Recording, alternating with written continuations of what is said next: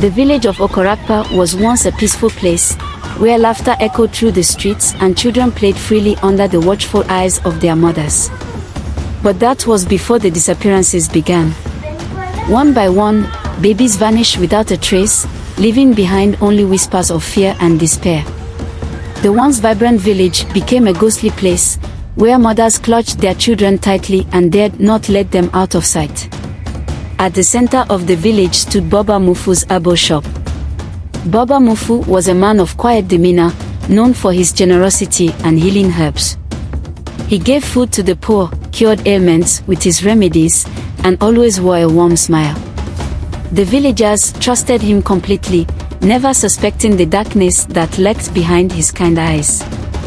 Deep in the forest, hidden behind a thick veil of trees, was a small hut where Baba Mufu conducted his sinister trade. He sold babies to shadowy buyers who came under the cover of night. These buyers were ruthless, demanding more and more children, and Baba Mufu, driven by greed, obliged. One sunny afternoon, a young woman named Oda walked into Baba Mufu's shop.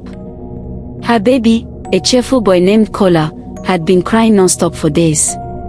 Exhausted and desperate, Oda approached Baba Mufu with tears in her eyes. "Good afternoon, Baba Mufu," she said, her voice trembling. "My baby won't stop crying. Do you have anything that can help him sleep?" Baba Mufu smiled, his gaze lingering on the child tied to Oda's back. "Oh, you've come to the right place, my dear. I have just the remedy for you." He disappeared into the back of his shop, where he mixed a potent herb with a mysterious white powder. Returning to Oda, he handed her the concoction. "Give this to your baby, and drink a little yourself. It will help you both rest." Oda thanked him and hurried home. That evening, she gave Kola the herb and drank a portion herself. Within minutes, the baby fell into a deep, unnatural sleep. Oda, too, felt her eyelids grow heavy. She lay down beside her son, unaware of the danger creeping closer. As the moon rose high in the sky, a shadow appeared at Oda's window. It was Baba Mufu. He slipped into the hut, his movements silent and deliberate. With practiced ease, he untied Kola from Oda's back and disappeared into the night. The next morning, Oda woke to a chilling silence. She reached for Kola, but her hands found only empty space. Panic surged through her as she searched the hut, calling her son's name.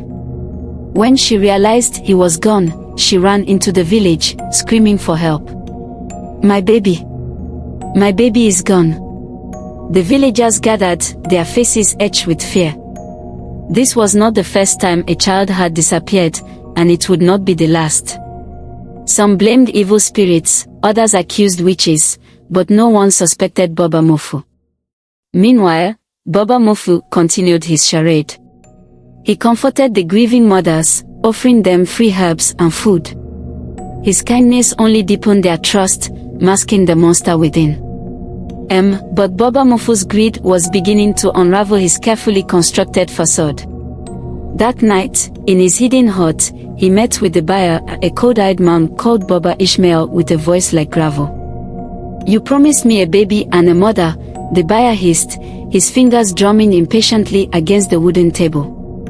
"Where are they?" Baba Mufu's hands trembled as he replied, I only have one. The village is on edge. It's becoming harder to. I don't care about your excuses, the buyer snapped, slamming his fist on the table. We had a deal. 3 babies. If you don't deliver by the end of the week, I will cancel the deal. Baba Mufu's heart raced. He had worked in the shadows for years, crafting an illusion of innocence. But now, he had no choice. He needed to act quickly. The next morning, Oda returned to Baba Mufu's shop, desperation in her tear-filled eyes.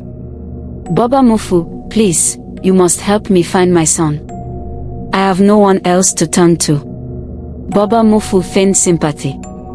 My friend, of course, I will help you. But first, you must sleep with me. You look tired. He handed her a cup of his special hot tea drink that would lull her into a deep, helpless slumber. Oda hesitated. Something was wrong. The last time she had trusted Baba Mufu, her son had vanished. Her mind screamed at her to run. But she didn't. Instead, she pretended. Pretended to drink. Pretended to feel weak. Pretended to sleep. That night, she lay in bed, body still, ears sharp as a knife. Hours crawled by in silence. Then, the door creaked. A shadow fell over her. A hand reached out. Oda's eyes snapped open. "Get your hands off me, you idiot. Villagers. Villagers. Help me. Help me." Oda screamed loudly. Baba Mufu staggered backward, panic flashing in his eyes as he realized his mistake. But it was too late. Torches flared in the night. Footsteps stormed the hut. Baba Mufu turned to flee, but the villagers were faster. Hands grabbed him, dragged him into the village square. Dawn broke with cries of fury. The buyer, a man named Baba Ishmael, betrayed and furious, stood before the assembled villagers. His voice rang out. "This man, Baba Mufu, he is a liar, a fraud. He promised a baby and a mother for a juju ritual to make me rich quick. This happened last 2 months when I visited him for a medical treatment of my stomach pain. He gave me medicine that did not work and he introduced me into buying of human being for juju ritual purposes, which I saw was a very bad thing to do.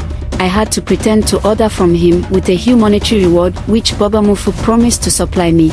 Tonight I am here to expose his evils. Go now and search his hut, and you'll find the truth about what I'm saying." A wave of horror washed over the crowd. They stormed Baba Mufu's secret hut. And there, tucked away in the darkness, they found remnants of his twisted trade, the stolen baby blankets, the baby bracelets, baby shoes and toys. At last Oda's baby, weak, crying but alive. Oda's baby. The voice of a crying baby pierced the air. Oda rushed forward, scooping up her son. Tears blurred her vision as she held him close, his heart beat strong against hers. He was safe. He was alive. But Baba Mufu, he would not escape judgment. The village elders stood tall, their voices firm. "You have betrayed our trust. You have stolen from the innocent. You are evil but pretended to be a good man. You are banished forever." Baba Mufu fell to his knees, saying, "Please, have mercy on me." But mercy was a distant dream. He was cast out, escorted by the village armed security men and taken away in shame. Baba Mufu will surely be haunted by the cries of the children he had stolen. Oda held her son, her heart full but weary. Because evil never truly dies. It waits. It watches. And in the depths of the forest, a shadow stirred. A whisper of revenge. Baba Mufu would return.